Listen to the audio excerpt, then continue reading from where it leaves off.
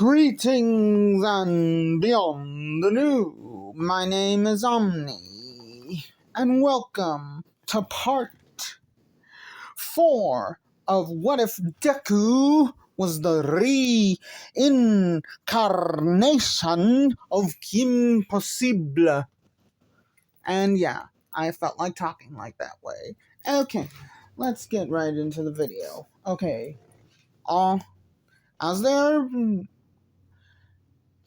all four of the main characters decided to each lead their own team. Let's see. Okay, the team that will be... Okay, Izumi's team will consist of, let's see...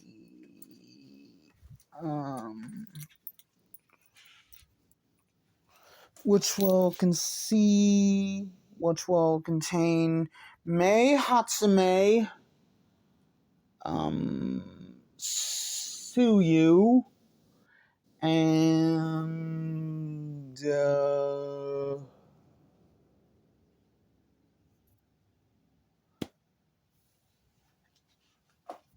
the guy with dark shadow. Okay, Uraka's team will be Uraka, the guy with the tentacle quirk, as the horse, and reluctantly, Mineta. Okay, for Kurumi, it will be, let's see,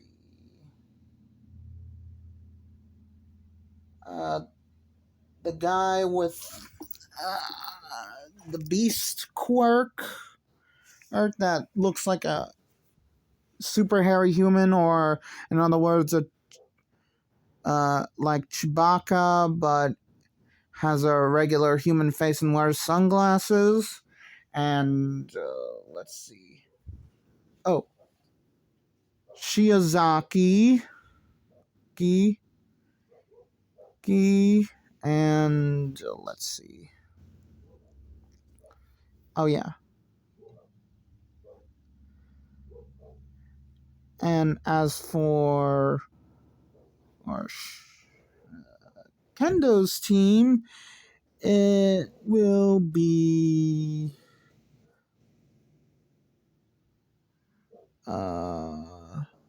the girl with those psychic-like powers. You know what? I'll just go with the team that she has in canon. Yeah, I'll just go with the team that she has in canon. And I'm pretty sure Shiozaki isn't in there, but if she is, then I'll be replacing wait, now I remember. She wasn't in the canon team of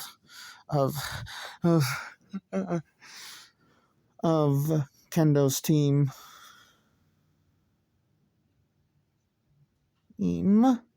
So yeah, and then everyone else, except for the members of the other three main character teams, will be the same.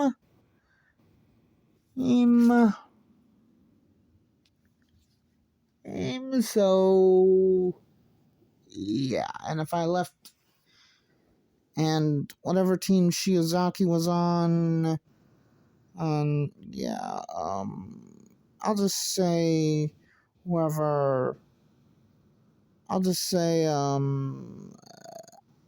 random class 1C student who takes her place, who happens to have a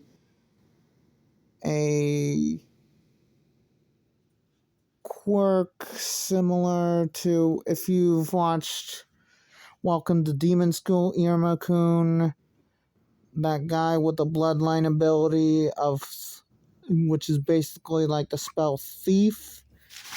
If you've seen the anime Katasuba, blessings on a beautiful world, world,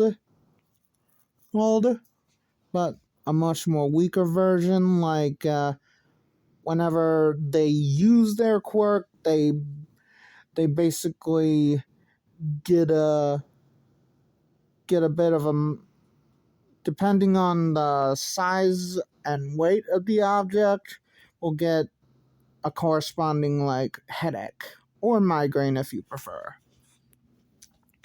Anywho, let's see. Now, okay.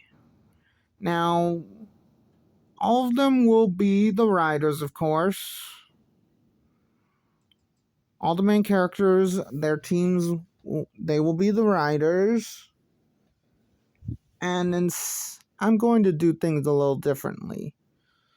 So, instead of the first four or teams with the highest point value making it will be the top six scorers teams. So yeah, so I'm still allowing like Shoto's team and Bakugo's team in the arena. So yeah. Anywho, let's see here. Okay. Now I'm just gonna. Okay. Nothing really changes. Okay. Izumi's team gets first. Second is She Goes.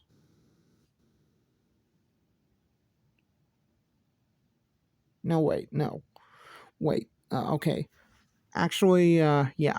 Okay. First place is Izumi's team. Then She Goes. Then Ron's. Then Draken's. Then Shoto's. And then Bakugo's team. Okay.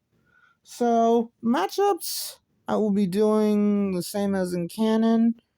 And then, not. But I'm just going to be going over the matches with the main characters. Okay. So, in the first one, okay, Kurumi versus Izumi. I'm just going to be covering those fights. The other fights will go just like in canon. And that don't involve the main characters, I mean. Okay, now let's see. Now, they all take, the fight begins with them shaking each other's hands, wishing each other good luck because they're good friends. Then they take a stance of Paishin Pakwa that basically is basically like a master's stance on the level of like a grandmaster stance, actually. Okay. And okay. Now the fight basically goes like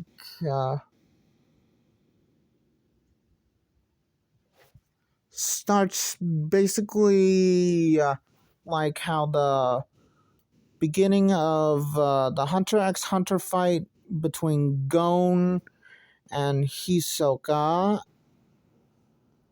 in their first battle with each other. Then it goes into a battle of goes like in a battle of Hisoka and that other guy with the tiger fist, I believe.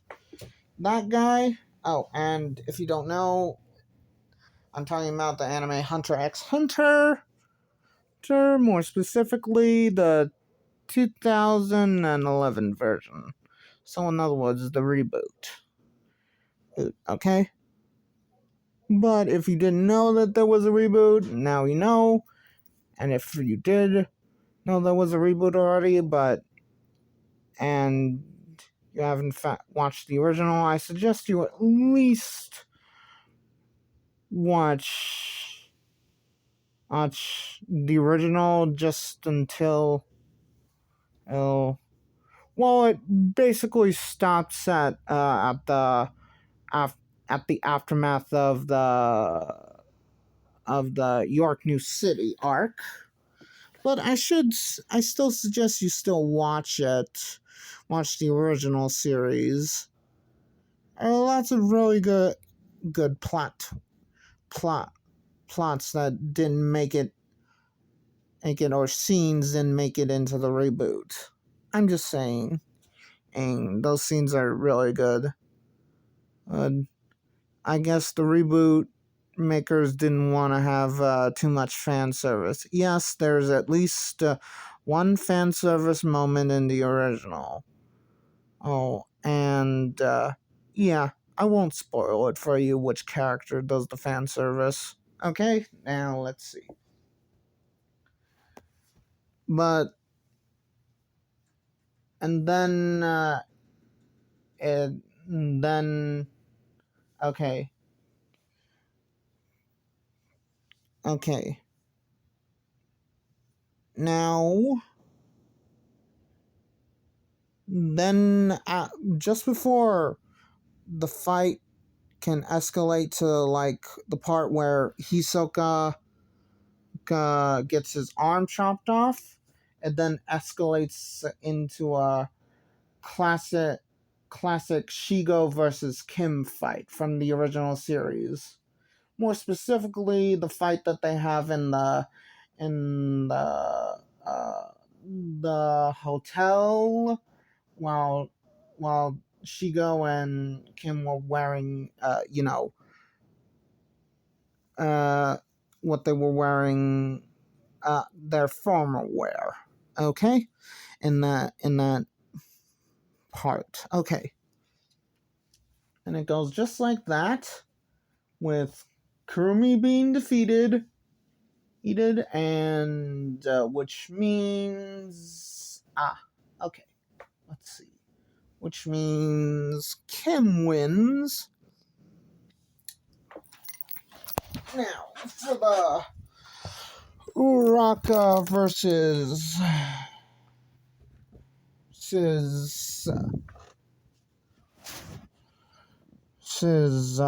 let's see.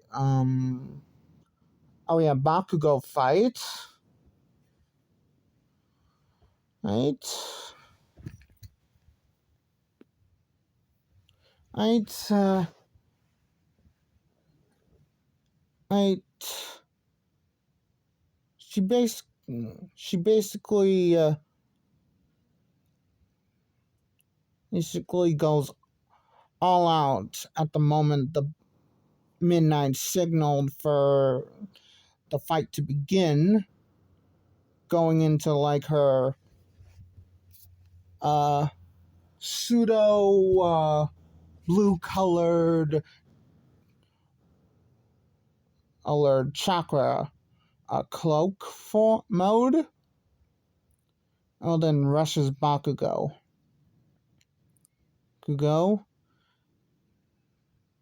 Then Bakugo actually uses uses let's see uses explosions to fly out of the way, but then using Uraka uses her tail, and when to at least the energy part to grab Bakugo by the throat and then slam him back down onto the arena floor.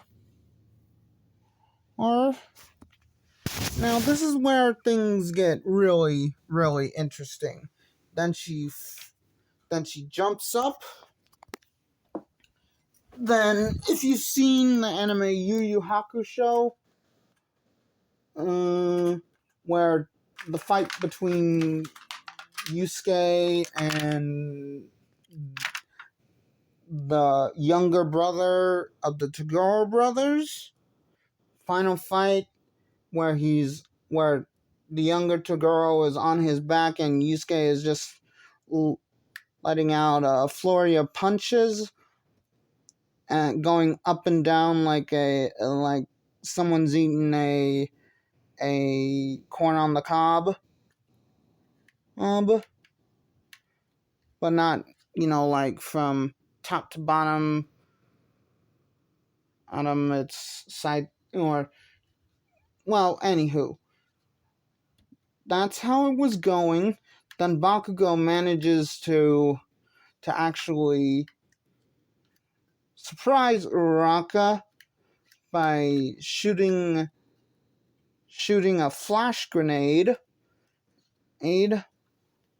while she was hesitant to knock him out. So he uses that opportunity to use a flash grenade, like I said, to disorient her. Then, just like in canon, he starts beating up on her just like he did in canon. So yeah, everyone boos at this, but no one realizes that the blue cloak is actually protecting Uraraka, but she's still, disoriented from the flash grenade. Then her friends slash teammates and friends that aren't going to be on her future hero team call and say, "You can do it. Why don't you? Okay, we believe in you." They all say in unison that, which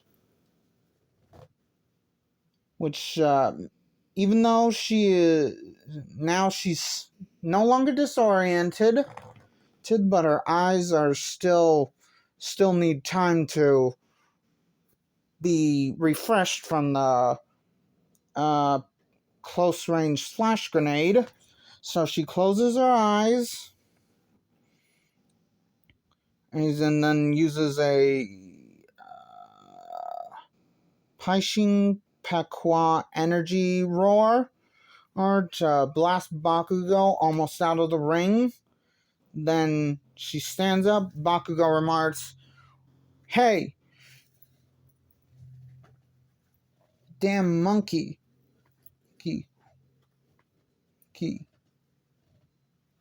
Monkey. Don't underestimate me. I know it's because I know you have your eyes closed because of the flash grenade, but still, thinking I won't or can't fight you when your eyes are closed, that's just insulting. You stupid flea-ridden monkey," which makes everyone with a monkey-related quirk get a tick mark on their foreheads, all in different positions on their forehead. Anywho, that's when Ochaka says, "I know you, Bakugo, and I bet you if it was a villain, you would pummel them even if they were blind, or deaf, or mute. Even if they had some other physical limitations, just as long as they were a villain and it made you look good to defeat them because they were a villain." Which makes Bakugo rocket towards her, saying his famous "Die!" Hey.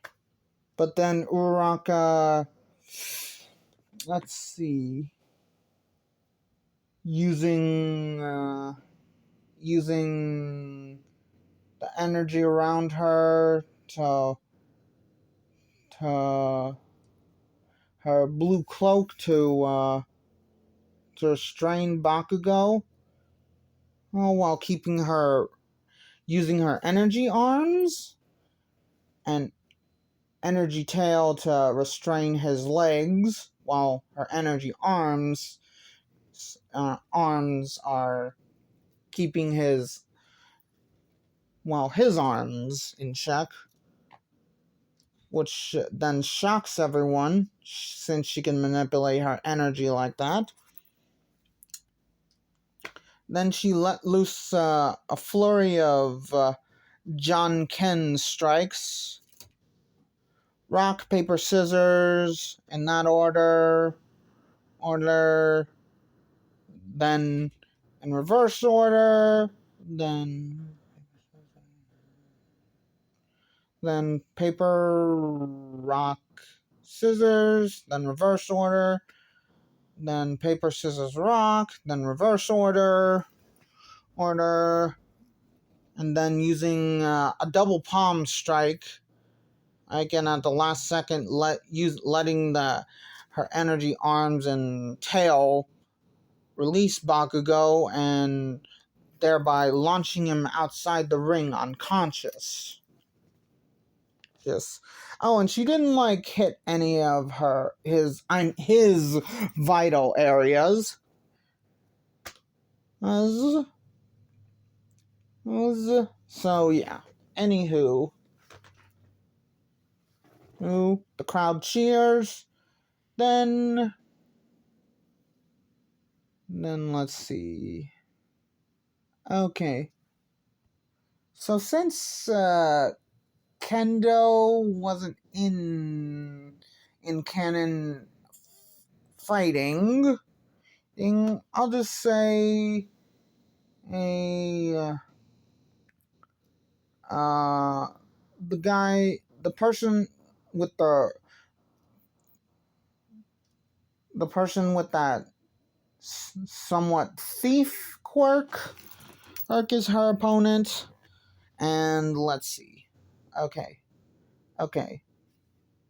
And she actually uses her big fist along with her energy claws, and does like a Hulk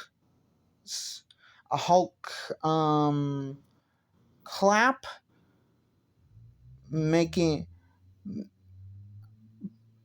causing him to be blasted outside the ring with a sonic energy wave. Anywho, then everything goes like in canon. And then, okay. So, yeah. Okay. So, since Bakugo is defeated in the finals will actually be Ochaka versus Izumi. Okay? So, let's see. So, Draken and Shigo actually are then matched up with each other.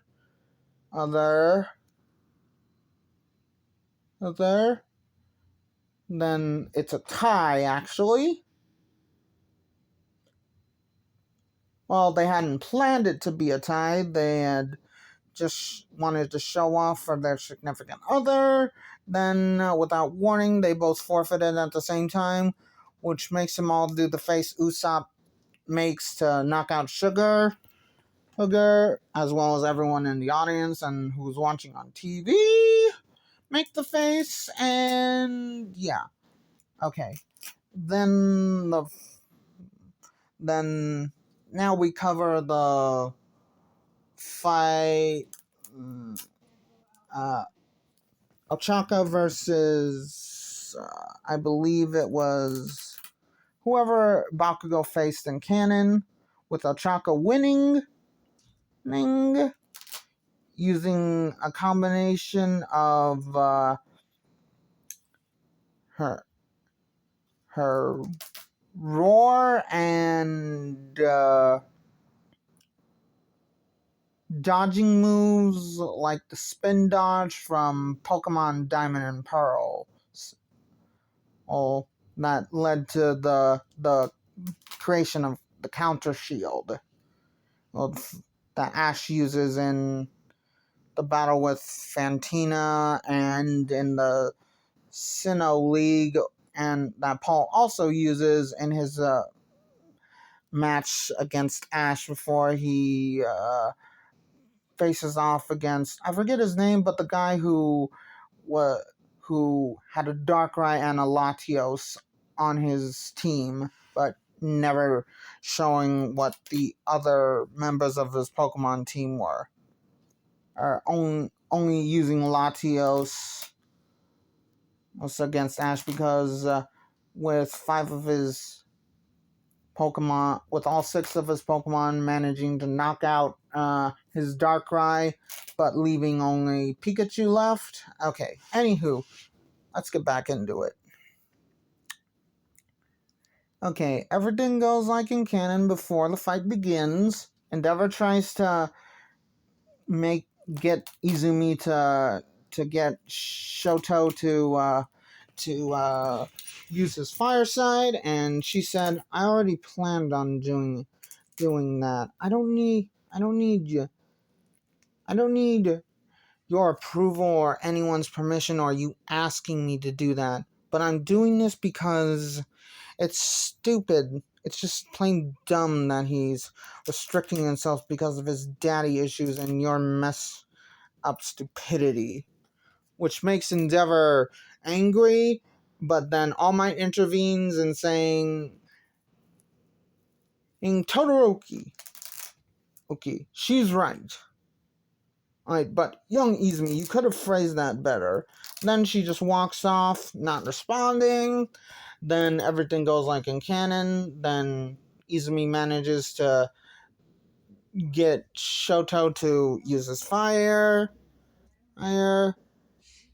and he swears that he'll never be like his father, which everyone is confused about, except for the four main characters.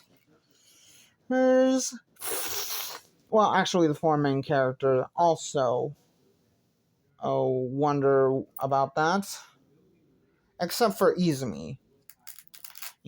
Well, actually, all the four main characters are also not shocked by what he said. Okay, so let's see. I'm trying to make it to the 30-minute mark at the very least. Okay, so let's get back into it. Now, Todoroki is about to unleash a his super move that uses only his ice, but Kim actually uses her her super speed and energy manipulation to run around Todoroki and destroy the ice. Then trying to use use uh, use use his first fire technique, which is a very weak but still somewhat powerful version of Providence Burn, which is his father's super move. Well, one of his father's super moves, anywho. He uses it, and it collides with an energy barrier. Then Kim uses, let's see, a pseudo Nen Blast, using a John Ken and Rock long range attack. A pseudo version of a Nen Blast, because while it's similar, it doesn't use Nen. It uses the same energy that like that the that that evil monkey that turned Monkey Fist to stone uses. Okay. Anywho, everything goes like in canon. Then with but Izumi actually wins, and that's actually where I'm going to be leaving it off. I hope you guys enjoyed. Like, comment, and subscribe, but I'm not doing this for that. Just doing it because I want to and for the entertainment value. Anywho, bye!